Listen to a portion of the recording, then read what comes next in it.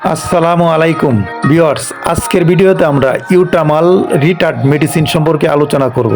ইউটামাল ওষুধটি বর্তমানে ট্যাবলেট, সাপোসিটার এবং ক্যাপসুল ফর্মে বাজারে পাওয়া যায়।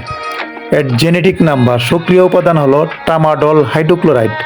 প্রস্তুতকারক company Unimed Unihealth pharmaceutical limited. Viewers, সম্পূর্ণ ভিডিওটি ধৈর্য সহকারে দেখুন, তাহলেই বিস্তারিত জানতে পারবেন।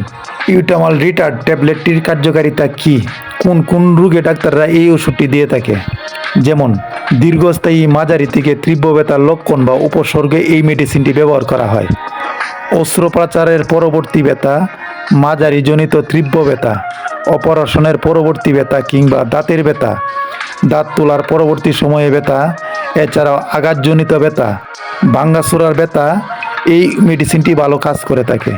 যাদের হাঁটুতে ব্যথা বা জয়েন্টের ব্যথা, কোমরে ব্যথা, পায়ের বা পিঠে বাহুর মাংসপেশিতে ব্যথা, এছাড়াও ক্যান্সারের ব্যথা, এই ওষুধটি ভালো কাজ করে থাকে। পাশাপাশি অস্টিও আর্থ্রাইটিস, রিউমাটয়েড আর্থ্রাইটিস, খিঁচুনিজনিত ব্যথা, ঘাড় পিঠে ব্যথা, পেশির ব্যথা, হাড়ের ব্যথা, এই সকল ব্যথায় এই ওষুধটি ভালো কাজ করে থাকে। এছাড়াও অ্যাক্সিডেন্টের ব্যথায়, শরীরে অস্বাভাবিক ব্যথার ক্ষেত্রেও ইউটামাল রিটার্ড ট্যাবলেটটি ভালো কাজ করে থাকে। ডোজ বা সেবনবিধি, প্রথমেই ইউটামল সাপোসিটারি কীভাবে ব্যবহার করবেন সেটি এখন বলে দিচ্ছি।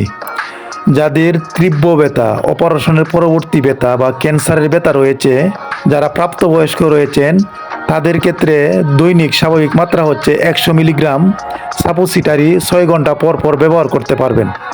সর্বোচ্চ 60টি ইউটামল সাপোসিটারি ব্যবহার করতে পারবেন, অথবা ডাক্তারের পরামর্শ অনুযায়ী ব্যবহার করবেন।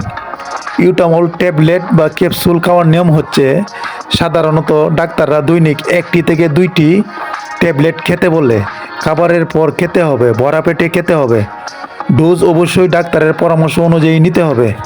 ইউটামল ট্যাবলেটের পার্শ্ব প্রতিক্রিয়া, কিছু কিছু মানুষের ক্ষেত্রে বমি বমি ভাব, কোষ্ঠকাঠিন্য, মুখ শুকিয়ে যাওয়া, ঘুম ঘুম ভাব, শ্বাস নিতে কষ্ট হওয়া ইত্যাদি হতে পারে, কিন্তু সবার ক্ষেত্রেই পার্শ্ব প্রতিক্রিয়া দেখা যায় না।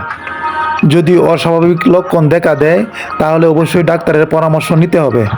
যাদের মৃগী রোগের লক্ষণ রয়েছে, যাদের মৃগী রোগ রয়েছে বা লিভারের সমস্যা রয়েছে, কিডনিতে সমস্যা রয়েছে, তাদের ক্ষেত্রে ডাক্তারের পরামর্শ অনুযায়ী এই ওষুধটি সেবন করবেন।